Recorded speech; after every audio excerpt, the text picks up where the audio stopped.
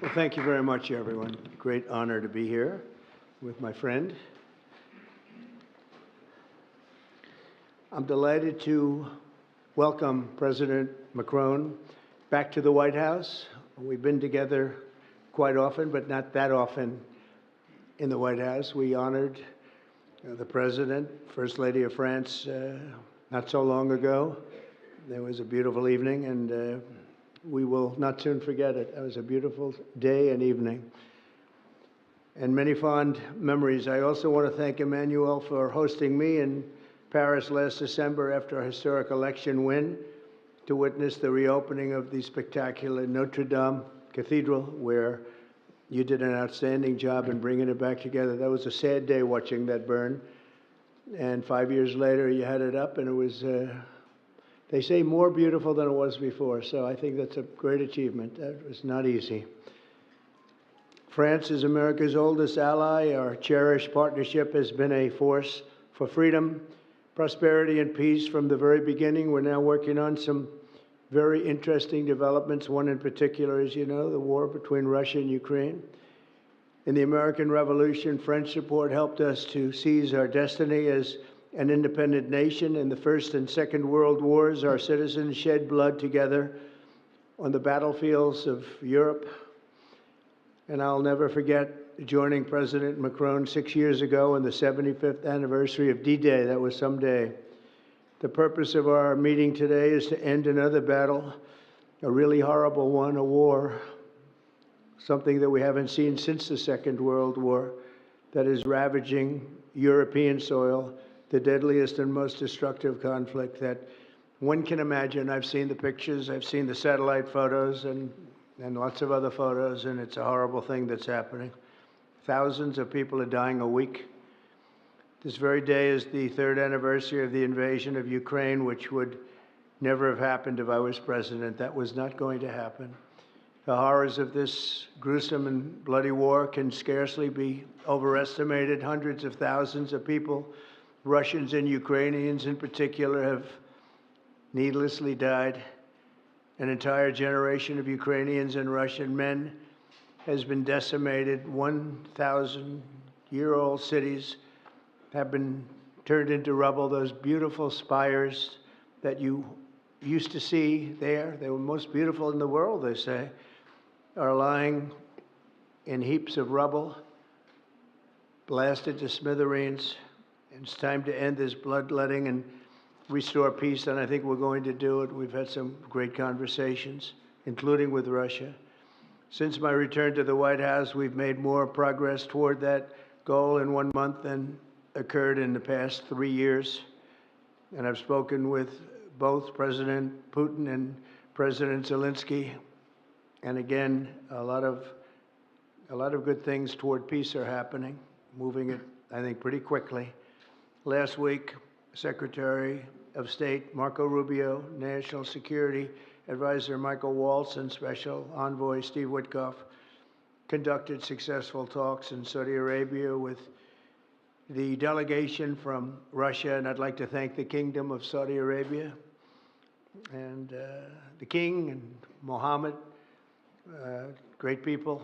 They're really working hard to get this done. Our focus is on achieving a ceasefire as soon as possible and ultimately a permanent peace. My meeting with President Macron today was another important step forward in that sphere, because he's been very much involved right from the beginning in trying to get it over with, and we're going to get it done. I believe that Emmanuel agrees with me on many of the most important issues. Chief among them is this is the right time. It may be the only time. You know, that's a very interesting and horrible situation, and that could evolve into a third world war. We're not going to let that happen. Should have never started, but it did, and what a mess, what a horrible, bloody mess. I'm also pleased that President Macron agrees that the cost and burden of securing the peace must be borne by the nations of Europe, not alone by the United States, and Europe must take that central role in assuring long-term security of Ukraine, which they want to do. And that's not a very big step. The big step is what's going to happen over the next few weeks. The United States has put up far more aid for Ukraine than any other nation. Hundreds of billions of dollars. We've spent more than 300 billion, and Europe has spent about 100. 100 billion, that's a big difference, and at some point we should equalize. But hopefully we won't have to worry about that. We have other things happening that maybe take that out of the realm of necessity. And while we've given vast amounts of military aid and money in form of grants, much of Europe's contribution has been economic relief structured as loans for which they'll be repaid. Like the Europeans, I believe that taxpayers in the United States also deserve to recoup the colossal amounts of money that we've sent. The previous administration never even thought of that. They didn't think of a lot of things, like why did they let it start in the first place? That is why we must have an agreement with Ukraine on critical minerals and rare earths and various other things as security. And I think that that's happening. I think we've made a lot of progress. I had a report just given to me before walking in that we've made, Emmanuel, a great deal of progress toward getting that. I've been elected by the American people to restore common sense to Washington and indeed to the world. And I believe strongly that it's in the best interest of the United States, the best interest in Europe, the best interest of Ukraine, and indeed the best interest of Russia to stop the killing now and bring the world to peace. My administration is making a decisive break with the foreign policy failures of the past administration and, frankly, the past. I ran against a very foolish foreign policy establishment, and their recklessness has led to the death of many, many people. Under our administration, we're forging a new path that promotes peace around the world. And when I left office for the first administration, first term, we had no wars, we had no problems. We didn't have October 7th with Israel. We didn't have Russia and Ukraine going at it. We didn't have the problems in other parts of the Middle East. We didn't have inflation. It was a whole different world. And you know what else we didn't have? Millions of people pouring through our borders, many of them criminals released from other nations and put right into our land, murderers and drug dealers, gangs. We didn't have any of that. It's a different time, but now we have it and we're fixing it. We'll fix it all up. We'll get it done as quickly as possible. And we've made a great deal of progress. People are saying it was the best month for a president in our country's history. I hope that's right, but I feel it's right. We've done a lot of things in a very short period of time, 4 weeks. As I've said before, it's my hope that my greatest legacy, however, will be as a peacemaker and a unifier. I want to bring peace, not war. I thank President Macron for joining us today in this urgent work we're doing. And we have some wonderful people up front right here that have worked so hard. Steve Witkoff, thank you very much. And Michael Waltz, thank you. Scott, thank you very much, and JD, thank you. They've really done a job. They worked very hard. It's a real passion to get this war ended. And I'd like to now invite Emmanuel to say a few words, and then we'll take questions. And again, Emmanuel, it's a great honor to have you with us at the White House. Thank you very much, please. Thank you, Mr. President. Thank you, dear Donald. Ministers, ladies and gentlemen, mesdames et messieurs, je vais dire quelques. Ladies and gentlemen, I'll be saying a few words in French. Thank you very much, Mr. President, dear Donald, for your hospitality and for this visit. As you mentioned, we have had the opportunity to meet over the past few years. Since your first term, we've been able to discuss matters in Paris and also here at the White House, and it has always been a great joy to do that, and I would like to commend you. And thank you, Mr. President, for extending this friendship to France and taking part in the ceremony at Notre Dame that you mentioned before. It was a great honor for the French people to reopen the cathedral to the rest of the world, and your presence was a testament to that friendship. As the President said, this friendship dates back to the Revolutionary War, since the beginning of the United States. And whenever we've needed to, we've been able to come together and be on the right side. We've been able to be united to defend peace and sovereignty. namely in the two world wars that marked the 20th century, from Lafayette to Pershing and to the many Americans who landed on Omaha Beach. And we spoke earlier before, and you mentioned that one of those gentlemen was able to visit you here, one of the veterans. This is part of history which puts us in the world that we are in today. And as the President just said, there are many challenges in this world. And over the past few days, we have one main objective, which is the geopolitical situation. Mr. President, I really wish to thank you for making changes to your schedule to meet with us so quickly.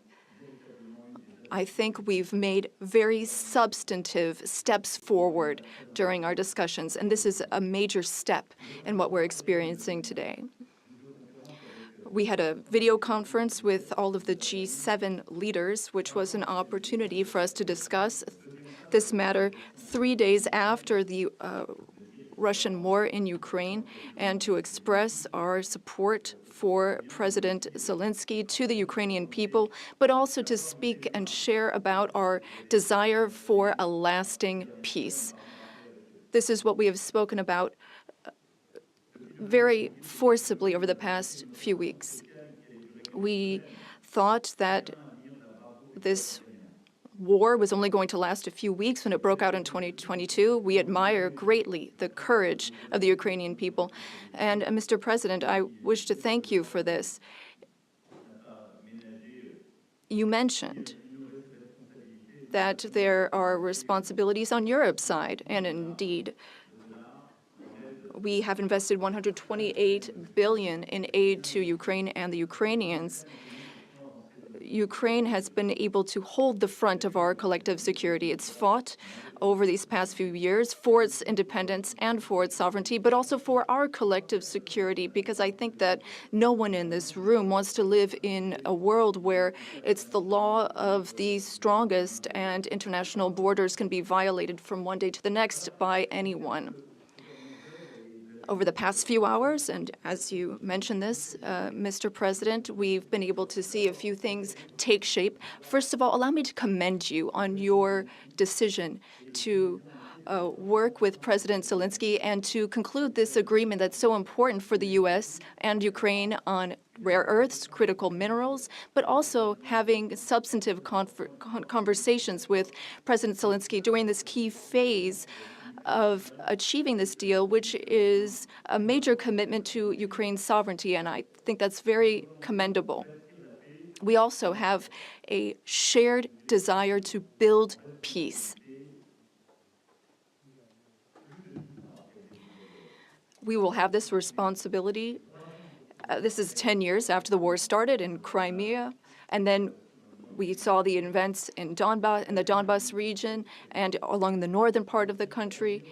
We want to save lives. We want to bring prisoners back and bring back families and children, because there's also humanitarian tragedy affecting the Ukrainian people.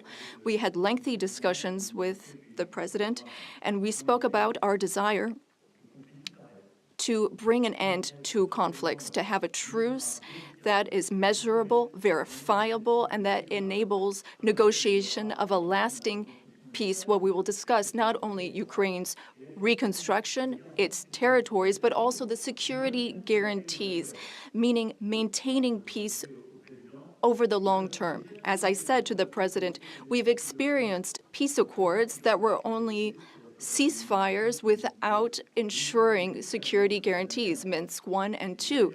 And we want to make sure this doesn't happen again. And I know that the president has expressed the desire to be a player for peace in the region. I've spoken with some 30 European leaders and allies in recent days. We want to bring together these allies, and share the same vision. This peace must not mean a surrender of Ukraine. It must not mean a ceasefire without guarantees. This peace must allow for Ukrainian sovereignty and allow Ukraine to negotiate with other stakeholders regarding the issues it affects.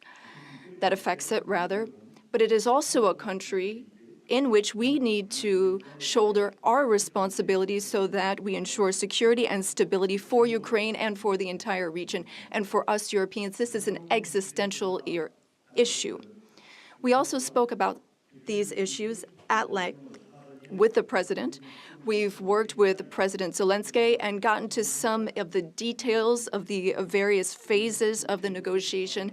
And we've also been able to speak about some of this work with our British partners to talk about deployments of peace forces on Ukrainian soil, which are part of these security guarantees. Other countries are ready to join in this effort. Solidarity and support from the U.S. will be crucial to this, and I thank you, Mr. President, for beginning to work with us on this issue and the agreement that you are preparing to sign with Ukraine and with all of these discussions we've had are very solid guarantees that we are understood and that we have the same wish, peace as soon as possible, lasting, solid peace for everyone. And the renewal of an international situation where we are all able to shoulder our responsibilities, Europeans shouldering their responsibilities alongside their American allies who will shoulder their own responsibilities. I also wanted to be very clear, Mr. President, about Europe's commitment. We have committed to building a lasting peace. As Europeans, we have committed to being stakeholders in these security guarantees. And we are also well aware that Europeans need to do more for security in Europe, for defense in Europe, and to more fairly share the security burden that your country has been carrying for so many years. Mr. President, you know how much friendship I show towards you and I have towards you since your first term. Europe is very clear-eyed about this. We know what we need to do as Europeans, given the threats surrounding us and the responsibilities that we must shoulder. We spoke about the Versailles Agenda, which allowed the Europeans to take a historic step and increase their investments. Europeans are ready to do even more and to go even farther. And several leaders said that to me before I came here to meet you. Mr. President, dear Donald, you spoke about this peace through strength. We fully share that because we must recognize the sacrifices made by the Ukrainian people and what we owe to them. The President and I also spoke about economic matters and our desire to see more prosperity in the United States and in Europe. We had discussions which will be carried on by our teams, our ministers and secretaries, to flesh out some of those ideas. But the idea is to have fair competition and no bias within competition between our industries. Now, the American and European economies are extremely intertwined. Some 1.5 billion in trade, trillion rather, in goods and services, and I know you've spoken about wanting to look at the balance of payments. We also have a trade deficit, and I know that we need to look not only at goods, but also digital items and goods which you export. And we want to make a sincere commitment towards fair competition where we have smooth trade and more investments. You already invest a great deal in France, and France is the fifth largest investor in the United States. And I would like to recognize here all of the American investors who announced investments, some $120 billion that were announced at the AI summit. This is our wish. We want to have more prosperity on both sides of the Atlantic. We have a shared agenda in that regard. We also spoke about the Middle East, among other subjects, and here again, we have the same desire. We don't want to see Iran obtain nuclear weapons. We don't want, or rather, we want an approach with partners in the region that we can trust. Given Iran's nuclear activities, we want to limit its ballistic capabilities and avoid any type of regional destabilization. With respect to Syria and Iraq, we also share the same desire. We don't want to see Islamic terrorist groups resume any of their activities, because for some time our armies have very bravely been engaged in the Gulf, as you have led, and contributions have been significant and helped stability in the region. And I say this with great sincerity. France was affected by a terrorist attack in 2015, which was linked to the terrorist activity in Syria. And we are in that region at your side to work for more security. Ladies and gentlemen, we had extremely productive discussions this morning during the conference, and we spoke with our ministers and counselors and advisors. And I wish to say, after speaking with President Trump, I fully believe that there is a path forward. We share the same beliefs. We know what work needs to be done, and in the weeks to come, we will work on that. Our teams will come together in various formats to make sure that we have this solid, lasting peace with great strength. Mr. President, thank you so much for welcoming me here today. Thank you so much for these productive discussions and for your commitment. Thank you, dear Donald. Thank you, Emmanuel. Thank you very much. Okay, thank you very much. Brian, would you like to ask a question? Go ahead. Mr. President, welcome, President Trump. I just want to touch upon real quickly the Harvard poll that came out that had, thank you very much, the Harvard poll that came out had you up 9+ points, and all of your agenda that you ran on, you're accomplishing that. You got the support of the American people, including stopping the war in Ukraine. If you can comment on the latest Harvard poll, I'd appreciate that. Well, I was honored by it. It was a big poll, and it's usually a poll that leans on the other side of things, the other side of the world, so to speak. But the Harvard poll is a respected poll, and it has us not only leading, but leading by a lot, and leading on every single issue that we've talked about. And as I said, we've become the party of common sense, and I think that's a very important element now, common sense, because what's happening in the world and even in this country, some of the things that took place, many of them are now canceled, and the rest are being canceled as we speak. But we've moved very rapidly and I think very effectively. So I was honored by that poll. Thank you very much. Appreciate it. Go ahead, please, go ahead. Mr. President, you said before that you would like to see Russia. Yes, go ahead.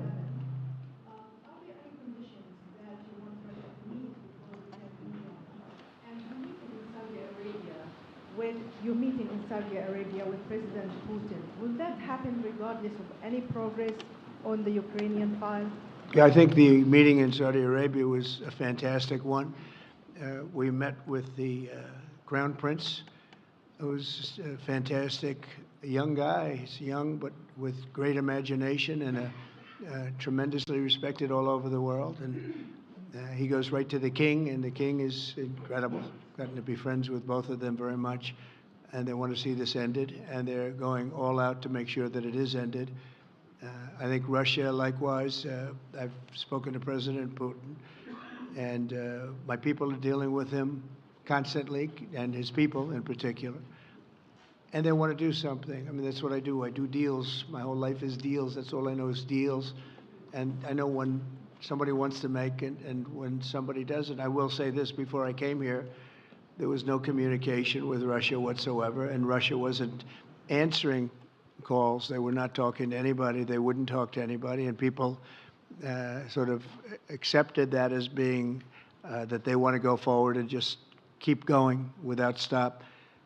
But when I got here, one of the first calls I made was to President Putin, and we were treated with great respect, and they want to end this war. So that's a big thing, because I didn't know if I could say that, but it's a big thing. They want to do it, and the group in the front row that I introduced, they're all very active in it, and we're working on deals right now, transactions right now, and in particular, the big one is to get the war stopped, whether it's ceasefire or direct to an agreement. I'd like to go directly to an agreement, but ceasefire will always happen a little bit quicker. And every day you're saving thousands, or at least hundreds, but thousands in some cases, lives. So we want to see if we can get that done very quickly. Yes, for the president, please. Thank you. I'm a correspondent based in Paris. Question for both of you, actually. Mr. Macron, you were one of the last Western leaders to speak to Putin before Ukraine's invasion. What advice, what recommendation could you make to President Trump to make sure that this time you can get strong enough guarantees from Putin to get a peace deal that lasts this time? And Mr.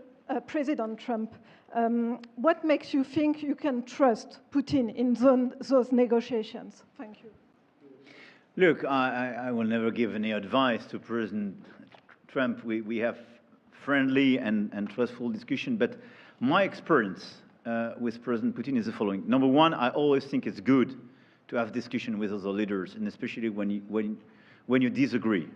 I stopped my discussion with President Putin after Bucha and the war crimes because I considered that, we had nothing to get from him in that time. Now this is a chance, there is a big change because there is a new US administration. So this is a new context. So there is good reason for President Trump to re-engage with President Putin. But my experience is the following, and I shared it with President Trump and the team. In 2014, our predecessors negotiated peace with President Putin. But because of the lack of guarantees, and especially security guarantees, President Putin violated this peace. And I had several discussions, especially at the beginning of 2022, several times, 7 hours with President Putin, 15 days before the launching of the attack. He denied everything, but we didn't have security guarantees. So this is why being strong and having deterrence capacities is the only way to be sure it will be respected. And I insisted on that, and this is why I believe that the US has the capacity to do so. And this is why I think we should never say, I will never send any boots on the ground, because you give a blank check to violate any type of commitment. So I think it's good to have discussion. I think it's useful to have negotiation. I think it's super important to go to the peace. But my strong point was to say, let's try to get something first which can be assessed, checked and verified. And let's be sure that we build sufficient guarantees on the short run. And this is where we are ready to be engaged. As for France, a lot of my European colleagues are ready to be engaged. But we do need this American backup, because this is part of the credibility of the security guarantees, and this is our collective deterrence capacity. And I have the feeling that the President has this capacity. I think it's very much to the benefit of Russia to make a deal, and I feel that we'll do that. It is what it is. Again, it's a war that should have never been started. It's a war that would not have been started if I were president, but it did start, and it's at a terrible level where cities are burned down and shot down to the ground. It looks like demolition sites, a whole big pile of demolition sites, and we got to get it stopped. Too many people, too much agony. The whole culture is destroyed when you rip down some of those really ancient or near ancient buildings. It's so sad to see, but I think it's very much to the benefit of this tremendous distrust on both sides. That's why it's good that I'm coming in now, but I think it's to the very much benefit of Russia to make a deal and to go on with leading Russia in a very positive way. That's what you have to do. but I really believe that he wants to make a deal. Maybe wrong, but I believe he wants to make a deal. Yeah, go ahead, please. Next week, there's a key deadline for your Canada and Mexico tariffs. Pour les droits. I believe those countries have done enough on the border to stop those from taking effect. And for President Macron, I'm wondering if you believe that this critical minerals deal with Ukraine represents a de facto security guarantee by the United States, since the U.S. would have an interest in protecting those reserves in Ukraine. Thank you. We're on time with the tariffs, and it seems like that's moving along very rapidly. We've been mistreated very badly by many countries, not just Canada and Mexico. We've been taken advantage of. We were led by, in some cases, fools, because anybody that would sign documents like they signed, where they were able to take advantage of the American people, like has happened over the last long period of time, except for a little 4-year period that took place 4 years ago. But anybody that would agree to allow this to happen to our country should be ashamed of themselves. No, the tariffs are going forward on time, on schedule. This is an abuse that took place for many, many years. And I'm not even blaming the other countries that did this. I blame our leadership for allowing it to happen. I mean, you know, who can blame them if they made these great deals with the United States, took advantage of the United States on manufacturing, on just about everything. Every aspect that you can imagine, they took advantage of. I look at some of these agreements, I'd read them at night, and I'd say, who would ever sign a thing like this? So the tariffs will go forward, yes, and we're going to make up a lot of territory. All we want is reciprocal. We want reciprocity. We want to have the same. So if somebody charges us, we charge them. It's very simple, but it'll be very good for our country. Our country will be extremely liquid and rich again. Plus, we're doing other things, as you know. We're finding tremendous waste, fraud, and abuse at levels that nobody thought possible. You're seeing what's going on. And that was also part of the Harvard poll. Do you agree with what President Trump is doing with Elon and others that are looking for the waste, fraud, and abuse? And the numbers were staggering. It was like 70% to 2%. Everybody wants to find out. They don't like it. And, you know, the radical left or whoever it may be starts screaming about the Constitution, but it has nothing to do with the Constitution. It has to do with fairness to this country. It has to do with being ripped off. And when you read the things that all of these billions, and I mean many billions, hundreds of billions of dollars have been spent on, that's all you have to do is stand up here and read them. I could stand up all day and read the kind of things where we're spending all of this money. The good news is that when you think of how rich a nation we can be when we get rid of this, you know, sometimes you'll buy a company and you'll see it was really well run. They accounted for every penny. Well, not much you can do there. You got yourself a bad deal. This one is the exact opposite. Tremendous fraud, tremendous waste. And when you think of what it is, you know, Elon uses an expression, caring.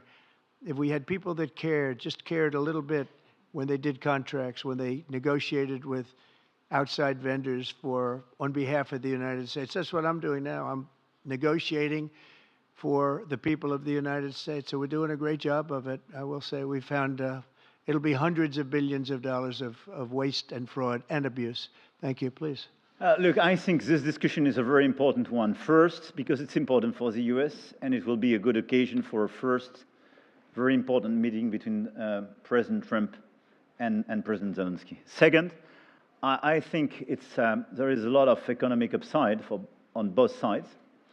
And third, de facto, there is a recognition of Ukrainian sovereignty, a recognition of the Ukrainian interests, and this is de facto a very important alignment of interests. Now, the security guarantees will be negotiated in due time in a full-fledged package of a peace security. But this peace, as it is now written and negotiated, and as this meeting is scheduled, is an important step forward, full-fledged peace agreement. Okay, please, go ahead. To the President. Monsieur le Président Trump, President Trump, President Macron. to make a deal with Putin. So when you do a deal, it's a win-win deal. What are you giving to him and what is he going to give you to America. And I was impressed by the way you referred to Notre Dame, and that you were impressed by the reconstruction of Notre Dame. A lot of Americans have sent money to Paris to participate to the reconstruction of Notre Dame. As a President of the United States, are you going to contribute to the reconstruction of Ukraine? Et Monsieur le Président Macron? President Macron, what for you is the main area of progress in your meeting with President Trump? Can you confirm that there is an agreement to send European peacekeeping troops? Will France participate in that? How many troops? What would they be doing? Would this represent a great danger to send French and European troops to Ukraine?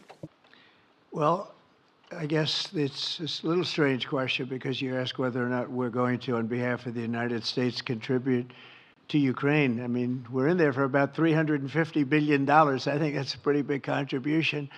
I do appreciate the first part of your question, however, because I think they've done an incredible job with the Cathedral of Notre Dame.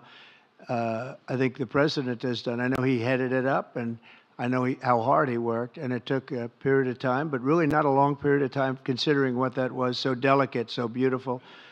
And I was there, and I saw the work, and I'm very good at construction. I know good construction. I know bad construction. They did a beautiful job, and this man has to be given a lot of credit for that. It's an incredible cathedral. Most people thought it couldn't be saved, and if it was, it would have to be built in a different form, and we didn't want to see a different form. We wanted to see the same form that you built. So I just want to congratulate you. That was an amazing job. I don't think you've gotten enough credit for it. Someday you will. Someday you will.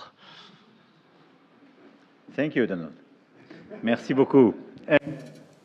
Thank you very much. To go back to your question, today's discussion showed several areas of progress. First, we have been working a great deal with President Zelensky to have a proposal that's acceptable to Ukraine.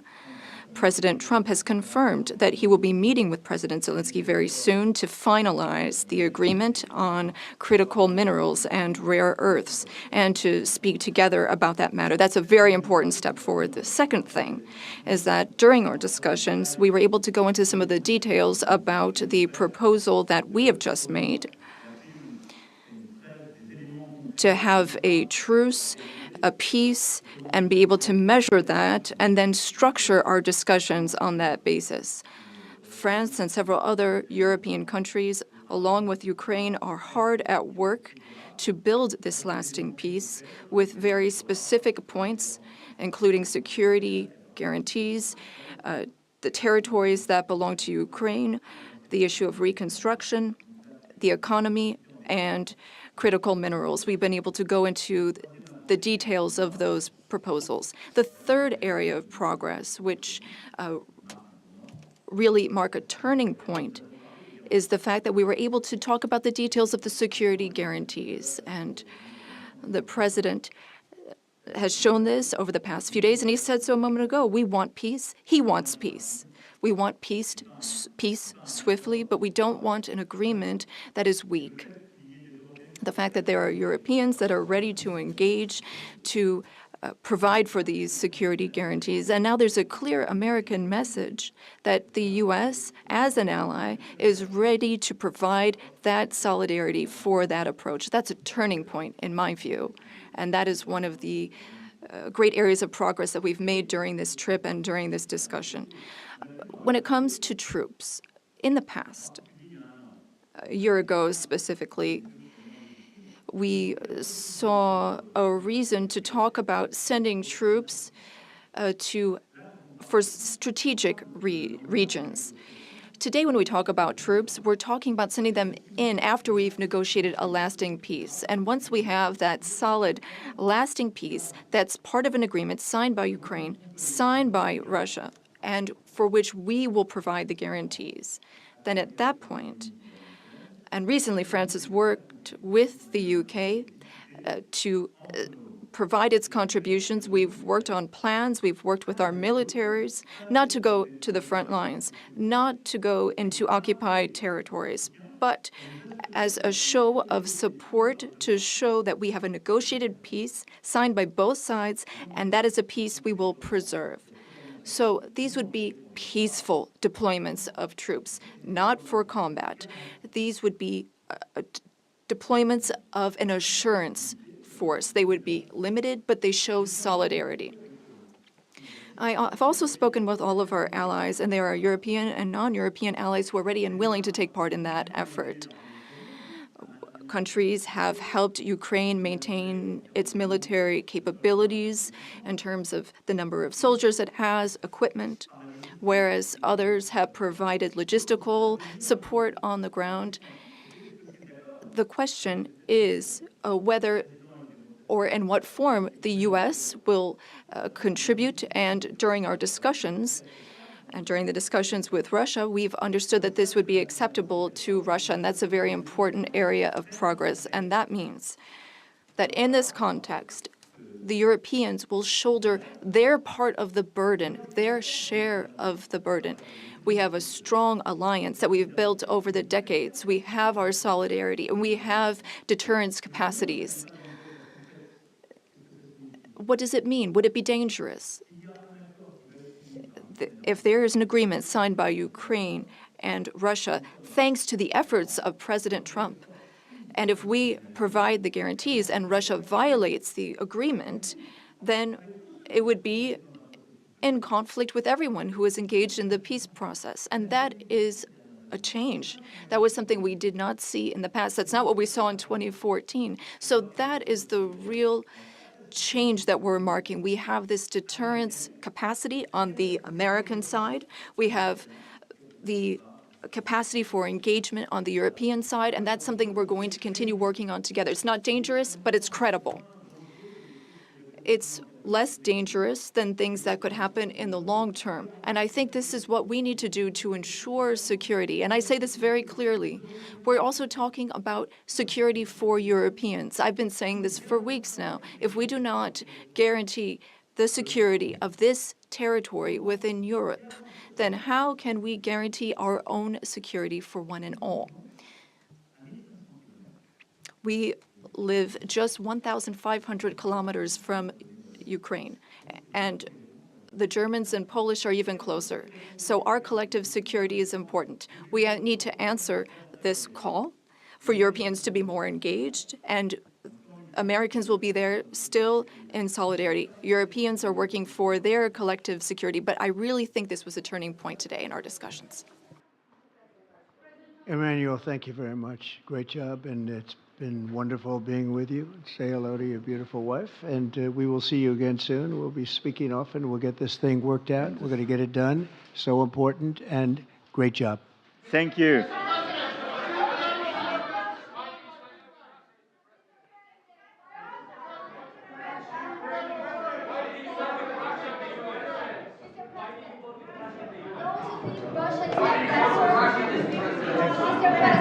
Mr. President.